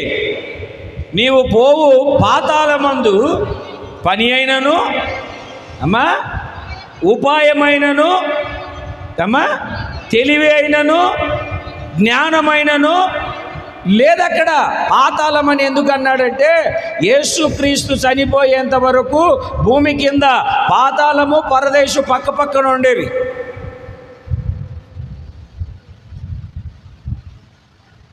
పరదేశు పాతాళం పక్క పక్కన ఉండేవి. ఎంత పక్క పక్కన అంటే, ఈ ధనవంతుడు అబ్రాహాము రొమ్మున కూర్చున్న లాజరును చూసి ఎంత. ఇప్పుడంటే మనం సెల్ ఫోన్లు చూసి, సినిమాలు చూసి, టీవీలు చూసి మన కళ్ళు సరిగ్గా కనపడట్లేదు. కానీ నా చిన్నప్పుడు 1 కిలోమీటర్ దూరంలో వచ్చే మనిషి కూడా, రే మా ఆయన వస్తున్నాడు రా, మా డాడీ మావాడు వస్తున్నాడు రా, జిలేబీ తీసుకొని సంత చేసుకొని కిలోమీటర్లో ఉండే వ్యక్తిని గుర్తుపట్టేవాళ్ళం. ఇప్పుడు సెల్ఫుల్లో ఉన్న ₹1 పిల్లలు కనపడట్లేదు మనకు. నేను చూసి రాబోతున్న దినాల్లో కళ్ళు కూడా ఉండవేమో, 2 బుడ్లు పెట్టుకోవాలి మనం. ఇంకా అట్లాగ ఉంటుంది పరిస్థితి. కళ్ళజోళ్ళు కూడా పనిచేయమేమో. ఇంకా దేవునికి స్తోత్రం కలుగునుగా. అంటే చూస్తే కనబడేంత, పిలిస్తే పలికేంత దూరం. ఈ మధ్యలో వాళ్లకు వీళ్లకు మధ్యలో ఒక అగాధం అంతే. పాతాళంలో ఉన్న వాళ్ళు పరదేశికి వెళ్లకుండా, పరదేశిలో ఉన్న వాళ్ళు పాతాళానికి దాటలేనంత పక్క పక్కనే. అందుకే నువ్వు పాతాళం అన్నాడు అక్కడ. అక్కడికి వెళ్ళిన తర్వాత ఏమిటండి, పని దొరుకుతుందా? అక్కడికి వెళ్ళిన తర్వాత కానుకలు ఇచ్చే పని ఉంటుందా? అక్కడికి వెళ్ళిన తర్వాత ఆరాధనకు వచ్చే పని ఉంటుందా? అక్కడికి వెళ్ళిన తర్వాత రమేష్ అన్నకు వండే పని ఉంటుందా? మీకు తినే పని ఉంటుందా? ఉంటుందండి. పోనీ అక్కడ కారు ఉంటుందా? ఏసీ ఉంటుందా? సూర్యుడు ఉండడు, చంద్రుడు ఉండడు. అంటే భూమి మీద కొన్ని చేయాల్సినవి చెయ్యాలి. అంటే పనికిమాలినవి కాదు, కొన్ని పనులు ఉన్నాయి. ప్రభువుని ప్రకటించడం, ప్రభువుని స్తుతించడం, పరిచర్య చేయడం, నీవు పోషించుకోవడం. దేవుని బిడ్డలారా గమనించండి, మేము మా సేవకుడితో కూడా కలిసి దేవుని యొక్క పని చేసేటప్పుడు ఖాళీగా ఉన్నప్పుడు మందిరం దగ్గరికి వెళ్ళిపోయేవాళ్ళం. మా పాస్టర్ గారిని పురిగొల్పి మేము ముందెళ్ళిపోయి, అయ్యా మేము మీ ఊర్లో మీటింగ్ పెడతామని పొద్దున్నెళ్ళి అడిగి, సాయంత్రానికి సౌండ్ సిస్టమ్ తీసుకెళ్ళి మేము పెట్టేసేవాళ్ళం. మా పాస్టర్ గారు వచ్చి వాక్యం చెప్పేసి వెళ్ళిపోయేవాడు. తర్వాత సర్ది ఇంట్లో పెట్టేసేవాళ్ళు. ఏదన్నా పని ఉంటే మరలా 14 కిలోమీటర్లు బస్సు ఎక్కి ఇంటికి వెళ్ళి పని చేసుకొని, మా పనులు మేము చేసుకొని మళ్ళీ సాయంత్రం మీటింగ్కి వచ్చేవాళ్ళు. కోర్టులో పనిచేసేవాళ్ళు, ఇంజనీర్లు, డాక్టర్లు, వాళ్ళందరూ కూడా ఎక్కడన్నా మంచిగా మీటింగ్ పెడితే అక్కడికి కూడా వచ్చి డ్యూటీల నుండి డైరెక్ట్ ఇంటికి వెళ్ళి స్నానం చేసేస్తానబ్బే నాకు చిరాకు ఉంది అనేవాళ్ళు కాదు. ఆ డ్యూటీ నుండి డైరెక్ట్ మీటింగ్కి వచ్చి అక్కడ అంత పెడితే తినడం, లేకపోతే ఇంటికి వెళ్ళిపోయి తినడమే. ఇక్కడ అటువంటి పని ఏమన్నా చేయిస్తారేమో అంటే ఏ పని దొరకట్లేదు నాకు ఇక్కడ. దేవునికి స్తోత్రం కలుగునగా. ఆ పాస్టర్ గారు మా బామర్ది ఊరు ఉంది, అక్కడికి వెళ్ళి ఒక మీటింగ్ పెడదాం పదా, చెప్పేవా ఎప్పుడన్నా? మా అత్తూరు ఊరు ఉంది, ఒకసారి వెళ్ళి మీటింగ్ పెట్టేసి వద్దాం పదా, లైట్లు ఇస్తారు. జనాలు రాకపోయినా పర్వాలే. నా తూర్పుతాల్లో సేవ చేసేటప్పుడు నేనే వెళ్ళి అడుక్కొని కరెంటు వైరు పెట్టుకునేవాడిని. ఎవరు వచ్చేవాళ్ళు కాదు.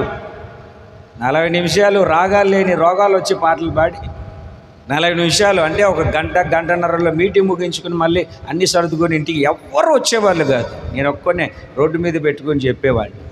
మీరు ఆ భీమవరం అటు వెళ్తే ఆ బ్లైండ్స్ పాటలు పాడుతూ ఉంటారు చూడు, ఎవరు లేకపోయినా ఆ టైపులో. మీరు వాళ్ళు పిచ్చోళ్ళు అనుకుంటున్నారు, గుడ్డోళ్ళను. ₹1000 సంపాదిస్తున్నారు వాళ్ళే పాటలు పాడి ₹1000 సంపాదించినప్పుడు మనం వీధుల్లో సువార్త మీటింగులు పెట్టి కొన్ని ఆత్మలైనా సంపాదించలేము ప్రభు కొరకు. మరి ఎందుకు చేయట్లేదు? నీ పని ఏది? నా పని అండి, నేను పని చేసుకోవాలి, నేను అక్కడికి వెళ్ళాలి, ఇక్కడికి చేసుకో, అది చేసుకోవద్దని నేను అనట్లేదు. కాకపోతే రాత్రి ఒక 4-5 గంటలు కాలేగా, ఆ టైంలో సేవకుడిని తీసుకొని వెళ్ళి కాస్త తెలిసిన వారికి పరిచయం చేసి అక్కడ ప్రార్థన పెట్టించి అక్కడికి తీసుకెళ్ళి ప్రార్థన చేయించి అక్కడికి తీసుకెళ్ళి వీధి కూటాలు పెట్టిస్తే కొంతమంది పట్టబడి రక్షింపబడి దేవుని సన్నిధిలో స్థిరపరచబడరా?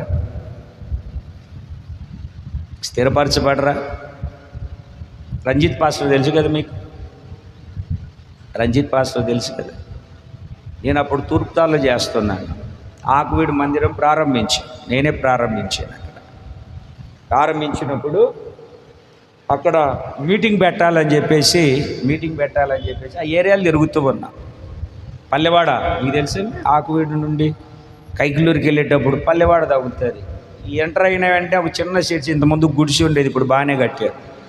అక్కడికి వెళ్ళి మీ దగ్గర మీటింగ్ పెడతాం పాస్టర్ గారు అని అంటే, మా దగ్గర నేను మా పాస్టర్మ గారు తప్ప ఎవరు ఉండమండి, అట్లా కొంచెం లోపలికి వెళ్తే మందిరం ఉంటుంది, అక్కడ అడగండి, నేను కూడా వస్తాను సాయంత్రానికి ఆ పాస్టర్ గారు చెప్పారు. వెళ్ళి అక్కడ అడిగితే అబ్బే వద్దండి, అసలు వద్దండి ఏదో అన్నారు. ఒక అతను వచ్చాడు, ఏంటి వెళ్ళరని ఫుల్గా నిశాలో ఉన్నాడు. ఎప్పుడు దిగడంటే ఆయన, ఏం లేదండి కొంచెం మేము పాస్టర్లను కొంచెం మీటింగ్ పెట్టుకుందామని వచ్చాము ఇక్కడంటే, ఇల్లు వద్దండి మీరెవర్రా పాస్టర్ గారు, రేపు వచ్చేయండి నేను కరెంట్ ఇస్తాను, ఎవడొస్తాడో చూస్తాను అన్నాడు. ఎవడొస్తాడో చూస్తాను మీరు వచ్చేయండి అన్నాడు. మేము వెళ్ళాం, లైట్లు కట్టి మైకులు పెట్టాము. దగ్గర ఒక 60-70 మంది వచ్చారు. పాస్టర్ గారు ప్రారంభించారు, నేను వాక్యం చెప్పాను, అందరికీ ప్రార్థనలు చేస్తుంటే కొంతమంది దయ్యాలు బట్టి పడిపోయారు. ఎవరైతే వద్దొద్దన్నారో పాస్టర్ గారు ఇంకొక రోజు పెట్టానంటే, ఈరోజు వేరే చోట పెట్టామో అదే వచ్చే వారం అన్నా పెట్టాలి, ఏదో ఒక రకంగానే వాళ్ళు మరలా అడిగి పెట్టించుకున్నారు.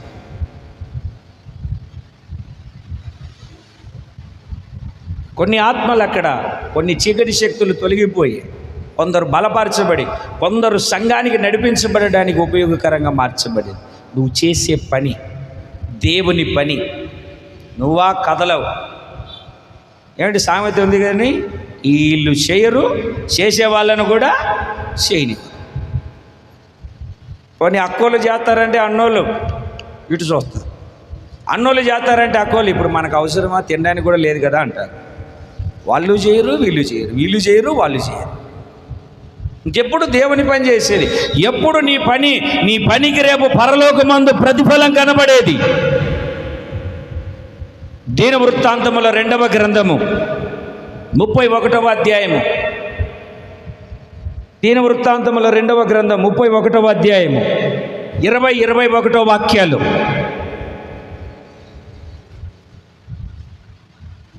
ఎప్పుడండి మీ పని కనపడేది? హిజ్కియా యూదా దేశమందంతటను ఇలాగున జరిగించి తన దేవుడైన యెహోవా దృష్టికి అనుకూలముగాను యథార్థముగాను నమ్మకముగా పని చేయొచ్చు వచ్చాను. చేతుల పైకెత్తి గట్టిగా దేవునికి స్తోత్రం చెప్పండి. ఎట్లా పని చేస్తూ వచ్చాడండి? మాట్లాడట్లేదు మీరు. హిజ్కియా ఎలా పనిచేస్తూ వచ్చాడు? నమ్మకముగా పనిచేస్తూ వచ్చాడు దేవునికి. ఎట్లాంటి పని అంటే, దేవుని బిడ్డలారా, యెహోవా దృష్టికి అనుకూలముగాను యథార్థముగాను నమ్మకముగాను పనిచేస్తూ వచ్చాడు. ఇప్పుడు 21వ వాక్యాన్ని చదవండి. తన దేవుణ్ణి ఆశ్రయించుటకై, ఒకటి దేవుని మందిర సేవా విషయం. ఏంటండి? దేవుని మందిర సేవ విషయం అన్నిట్లో, దేవుని సేవ మందిర విషయం అన్నిట్లో ఏంటండి? ధర్మశాస్త్రం అంటే గ్రంథం, దేవుని వాక్యం విషయంలోనేమి,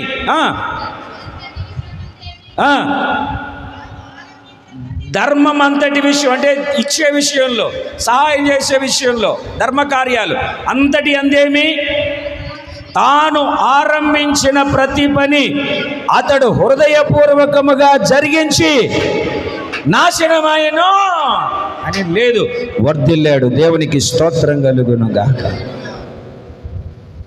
దేవునికి స్తోత్రం కలుగునుగాక. వర్ధిల్లాడు. ఇందాక మనం చదివాం ప్రసంగి గ్రంథంలో, నీ చేతికి వచ్చిన పని. ఏ పని? నీ చేతికి వచ్చిన పని. నేను అమ్మలకి ఒక పని అప్పగించాను. చేయలే. అన్న చేస్తానని ముందుకు వచ్చాడు. దేవుడు అంటే ఆలస్యం చేస్తూ ఉంటే ఎవరికో ఒకరికి ప్రమోట్ అయిపోతూ ఉంటుంది. మీకు రావాల్సిన ఆశీర్వాదం అన్న రాజేష్ అన్న గారికి వచ్చింది. దేవునికి స్తోత్రం.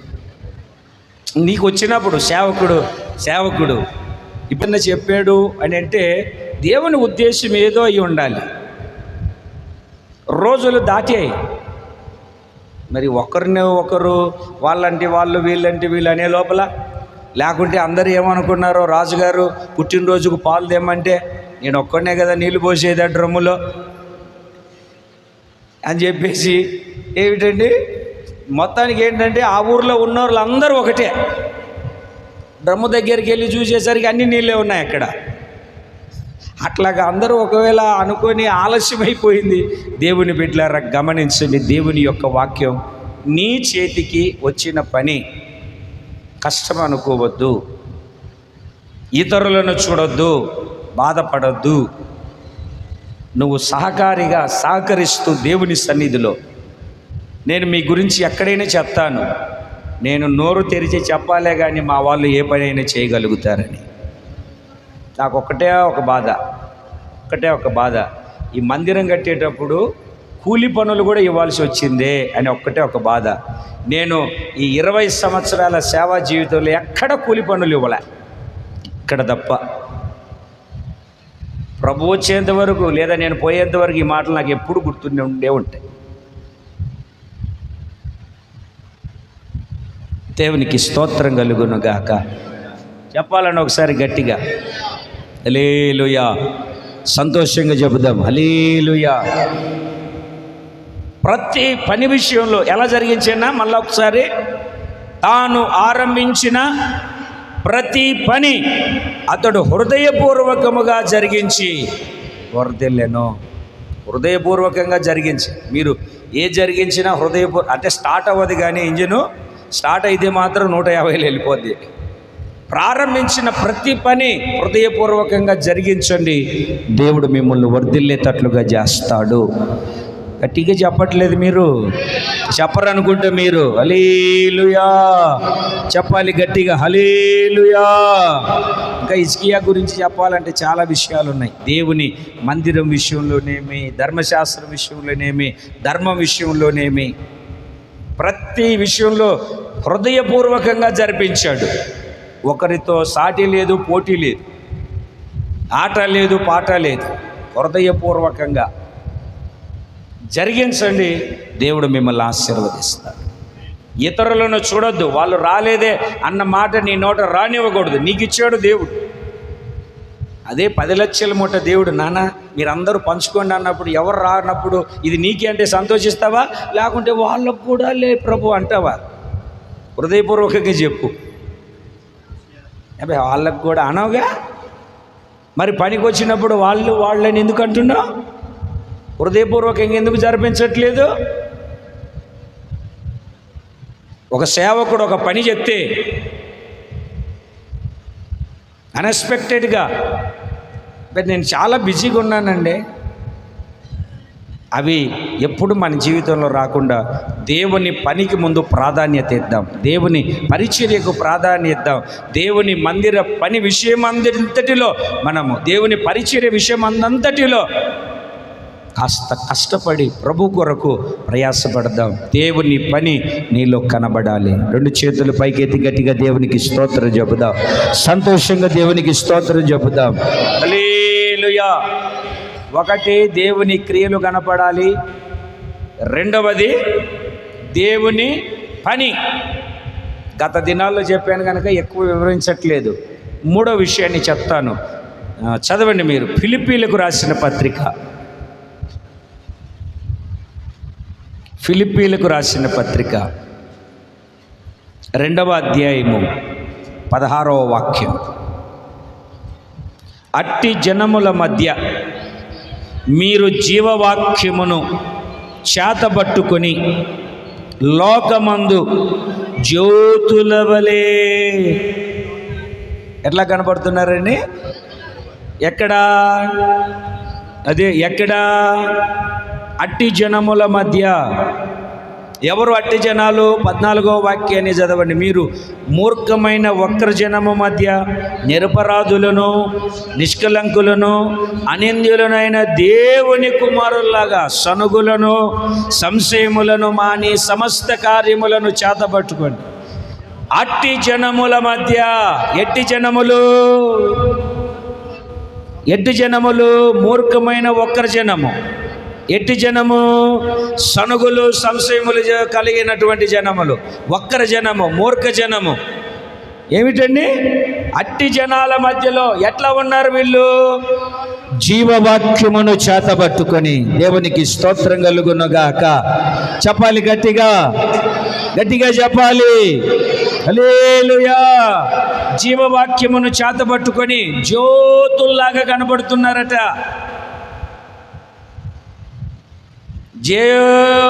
జ్యోతుల్లాగా జీవవాక్యాన్ని చేతబట్టుకొని జ్యోతుల్లాగా కనబడుతున్నారట.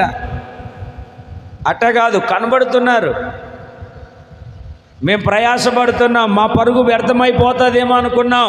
దేవుని బిడ్డలారా, మీరు చేతపట్టుకున్న దేవుని వాక్యం అంటే మీరు వాక్యానుసారంగా నడిపించబడుతున్నప్పుడు మిమ్మల్ని చూసి మా పరుగు వ్యర్థము కాలేదని మేము సంతోషిస్తూ ఉన్నాము.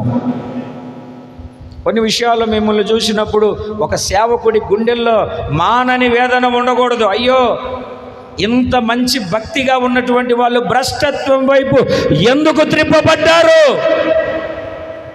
ఇది చేయకూడదే. ఎంత లోతైన ఉపదేశాన్ని వింటూ కూడా ఎందుకు వీళ్ళు ఇలా చేశారు అని సేవకుడి గుండెల్లో ఒక బాగుపోటులాగా ఉండకూడదు. జీవవాక్యమును చేతపట్టుకున్నటువంటి నీవు అట్టి జనాల మధ్యలో ఎలా కనబడాలి అని అంటే జ్యోతిలాగా కనబడాలి. అంటే వాక్యాన్ని అనుసరించి నడిచే ఒక క్రమం ఎవరి జీవితంలో అయితే ఉంటుందో వాళ్ళు ఎలాగ ఉంటారు అని అంటే జ్యోతిలాగా కనబడతారు. యోహాను రాసిన మొదటి పత్రిక 1వ అధ్యాయము 1వ వాక్యాన్ని మనము వాక్యపు లేఖనాన్ని జాగ్రత్తగా చదవగలిగినప్పుడు అక్కడ ఒక అద్భుతమైనటువంటి మాట అపోస్తులుడైనటువంటి యోహాను గారు భక్త కోటికి చెప్తాడు. యోహాను రాసిన మొదటి పత్రిక 1వ అధ్యాయం 1వ వాక్యం అదే. జీవవాక్యమును గూర్చినది ఆది నుండి ఏది ఉండునో, మేము ఏమి వింటిమో, కన్నులార ఏది చూచితిమో, దేన్ని నిదానించి కనుగొంటిమో, దేనిని మా చేతులు తాకెనో అది మీకు తెలియజేయుచున్నాము. దేవునికి స్తోత్రం కలుగును. దైవజనులు లేసన్న గారు చెప్తూ ఉంటారు సాక్ష్యంలో. ఆయన ప్రార్థన చేసుకుంటూ ఉంటే మోకాళ్ళ మీద ఉండలాగా అలాగ కిందపడి కాళ్ళు మోపే లోపల పాదాల మీద కాళ్ళు పడ్డాయంట. గాయపరచబడిన పాదాలు తాకాడు ఆయన. మరి నువ్వేం తాకుతున్నావు? టచ్ ఫోను, లేకుంటే టీవీ రిమోట్. ఏం తాకుతున్నావు? ఏం తాకగలవు? ఏం వినగలుగుతున్నావు?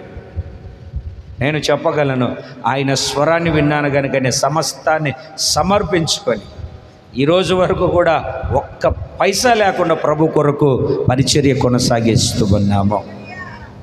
మీలో చాలామందికి తెలుసు, నా దగ్గర ఒక 10,000 ఉంటే ఏదో ఒక మీటింగ్ పెట్టడం, లేకుంటే ఏదో ఒక వస్తువు కొనడమో చేస్తూ ఉంటారు. సంపాదించుకోవడానికి కాదు వచ్చింది, జీవవాక్యాన్ని అనేకులకు పంచడానికి. దేవునికి స్తోత్రం కలుగును గాక. చెప్పాలి గట్టిగా హల్లెలూయా. విశ్వాసులకు మాత్రమే కాదు, ఒక సంవత్సరం నుండి దేవుడు నాకు ఇచ్చిన భారం సేవకులకు కూడా దేవుని వాక్యాన్ని ప్రకటించాలని మీరు సహకరిస్తే నేను పరిగెత్తుతున్నాను, నా కాళ్ళకు షూ అందించారనుకో ఇంకొంచెం పరిగెత్తుతాను. అంటే మీరు సహకరిస్తే ఇంకొంచెం ముందుకు పరిగెత్తగలుగుతాను. దేవునికి స్తోత్రం కలుగునుగా. దేని గురించి ఏంటండి? జీవవాక్యమును గురించి నిదానించి చూశారంట, కనుగొన్నారంట. ఏమిటండి? విన్నారంట, తాకారట. ఎవరు అని అంటే ప్రభు అయినటువంటి యేసుక్రీస్తు. ఆది యందు వాక్యము ఉండెను, వాక్యము దేవుని యొద్ద ఉండెను, వాక్యము దేవుడై ఉండెను. 14వ వాక్యం, ఆ వాక్యమే కృపా సత్య సంపూర్ణుడిగా మన మధ్యలో నివసించెను. ఆ మహిమ కలిగిన పర్వతం మీద దేవుని స్వరాన్ని కూడా విన్నారు వీళ్ళు. రూపాంతరం కొండ మీద తండ్రి స్వరాన్ని కూడా విన్నారు. యేసయ్యను కన్నులారా చూశారు. పరిశుద్ధాత్మ అభిషేకముతో నింపబడి త్రియేక దేవుని యొక్క సంకల్పములో కట్టబడి ప్రభు యొక్క పరిచర్య కొనసాగిస్తూ ఉన్నారు. జీవవాక్యం. మోషే కూడా ఆ అరణ్యములో, సీనాయి కొండ మీద అరణ్యములో ఉన్నటువంటి సంఘం కోసం జీవవాక్యాన్ని తీసుకున్నాడంట. అంటే ఒక సేవకుడు మీకు జీవవాక్యాన్ని తీసుకొని, అయ్యా సేవకుడు ఒక జీవవాక్యాన్ని తీసుకొని ఈ ఆదివారం రోజున మీకు పంచుతూ ఉన్నాడు. అపోస్తుల కార్యములు చదవండి, మీకు అర్థమవుతుంది మోషే ఎలా తీసుకున్నాడు. అపోస్తుల కార్యముల గ్రంథం 7వ అధ్యాయము 38వ వాక్యము. 7:38. సీనాయి పర్వతం మీద అమ్మా తనతో మాట్లాడిన దేవదూతలతోనూ అమ్మా మన పితరులతోనూ అరణ్యములోని సంగమందు ఉండి మనకిచ్చుటకు జీవవాక్యమును తీసుకొనిన వాడితడే. మోషే జీవవాక్యమును అరణ్యమందు తీసుకున్నాడు. ఎందుకంటే పితరులతో మాట్లాడడానికి, అరణ్యములో ఉన్నటువంటి సంఘముతో మాట్లాడడానికి, ఈ కడవరి దినాలలో ఉన్నటువంటి మీతో మాట్లాడడానికి జీవము కలిగిన దేవుడు జీవవాక్యాన్ని మీకు ప్రతి వారము ప్రత్యేకముగా పంచి ఇస్తూ ఉన్నాడు. పోయిన వారం ఏ వాక్యాన్ని విన్నాం? అటుపోయిన వారాన్ని ఏ వాక్యం విన్నాం? నిన్న రాత్రి ఏం వాక్యాన్ని విన్నాం? ఈరోజు ఏం వాక్యాన్ని వింటున్నావు? ఒక్కొక్క వారం ఒక్కొక్క ప్రత్యేక శైలిలో లోతైన విషయాలు, ఎవరు వినని సంగతులను నువ్వు వింటూ ఉన్నావు. దాన్ని నువ్వు రాసుకుంటే, ఇంటికి వెళ్ళిన తర్వాత ధ్యానించి తలపోసుకుంటే ధన్యుడిగా మార్చబడతావు. లేకుంటే అన్యుడివే. మీరంతా లేస్తారా? ప్రార్థన అయిన తర్వాత బరకాన్ని దులుపుతామా? అట్లాగనే మీరు వాక్యాన్ని దులిపి వెళ్ళిపోతారు. ఇంకేం ప్రయోజనం? బరకాన్ని దులుపుకుంటే లేచిన తర్వాత మీరు కూడా టిట్ అంటారు. ఏ ప్రయోజనం? వాక్యాన్ని కూడా టిట్ అనుకుంటారు. జీవం ఎట్లా పుడుతుంది? దేవుని కొరకు సమర్పణ ఎలా కలుగుతుంది? దేవుని కొరకు ఒక అర్పణలాగా ఎప్పుడు జీవిస్తావు? వాక్యము చేత పట్టుకున్నప్పుడు, జీవవాక్యాన్ని నీ హృదయంలోనికి తీసుకున్నప్పుడు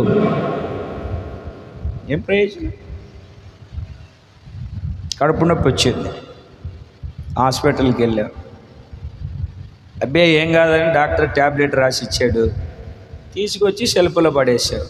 మళ్ళీ మనుషులు అమ్మ కడుపు నొప్పి వచ్చింది అంటే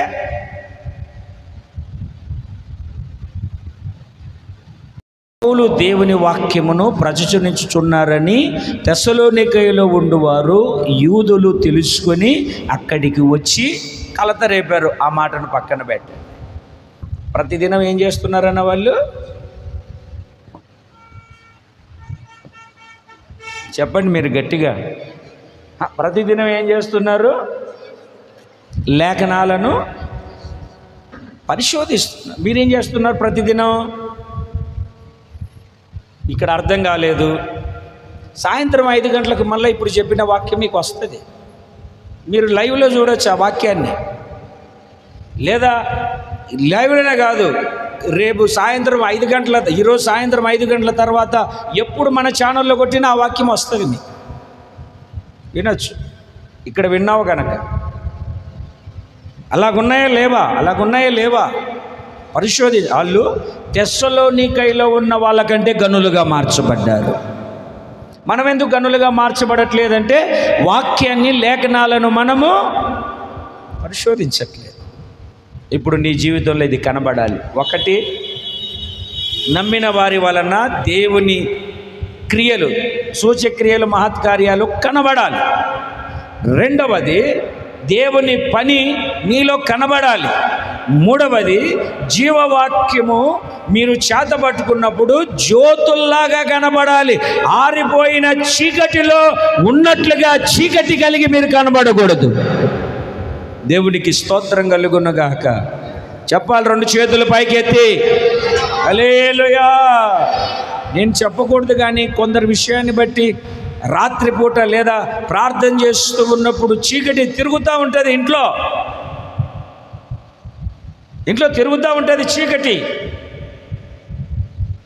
ఎంత గద్దించినా వెళ్తుంది, మళ్ళీ వస్తుంది, వెళ్తా మళ్ళీ ఏయ్ ఎందుకు వచ్చావు మళ్ళా అని అంటే వాళ్ళే వెల్కమ్ చేస్తున్నారండి, నేను ఎందుకు రాను అంటుంది. మీకు తెలియదు ఈ విషయాలు. మేము ప్రార్థన ఉండి ఆ ప్రార్థనలో చూస్తూ మీకు కలిగినటువంటి స్థితిని బట్టి ప్రార్థన చేస్తున్నప్పుడు ఆ సాతాను అలాగ మాట్లాడుతూ ఉంటుంది. ఎందుకు వచ్చావు మళ్ళీ, మొన్న గద్దించాను కదంటే ఇక మళ్ళీ రమ్మన్నారు, వాళ్ళే రమ్మన్నారు, మేము రాకుండా ఎందుకుంటాం.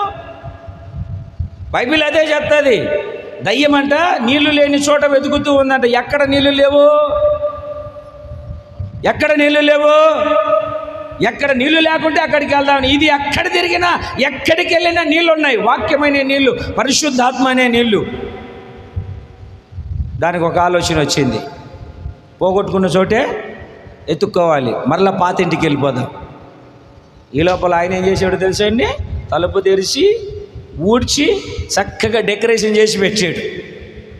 నీళ్ళు లేవు ఆ ఇంట్లో. వెళ్ళి చూసింది, చూసినన్ని జ్వరపడచ్చా, తప్పు కదా. మనం ఏం చేద్దాం, ఎక్కడన్నా భోజనాలు పెట్టి ఎక్కడన్నా లాభం అనుకో మనమే తెచ్చుకుంటాం. ఈ దయ్యానికి ఉన్న ఐక్యత కూడా మనకు లేదు. ఇది తిన్నగా వాళ్ళ బ్యాచ్ దగ్గరికి వెళ్ళి నేను ఒక ఇల్లు చూశాను, మనకు బ్రహ్మాండంగా ఉంటుంది రా అని తనతో కూడా 7 దయ్యాలు తీసుకొని వచ్చి ఆ ఇంట్లో కాపురం పెట్టింది. ఎందుకు కాపురం పెట్టింది? ఆ ఇంట్లో వాక్యం లేదు, ఆ హృదయంలో వాక్యం లేదు. అందుకే తన మొదటి స్థితి కంటే కడపటి స్థితి మరీ చెడ్డదైపోయింది.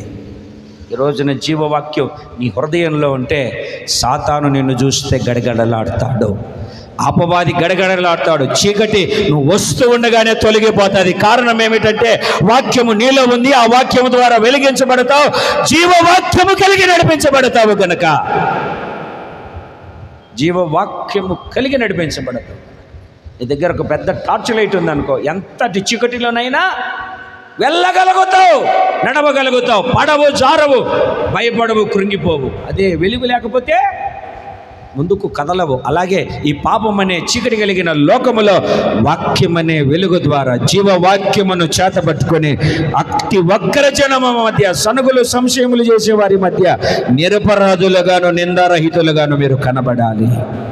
అది నా ఆశ, దేవుని ఆకాంక్ష. దేవునికి స్తోత్రం కలుగునుగా.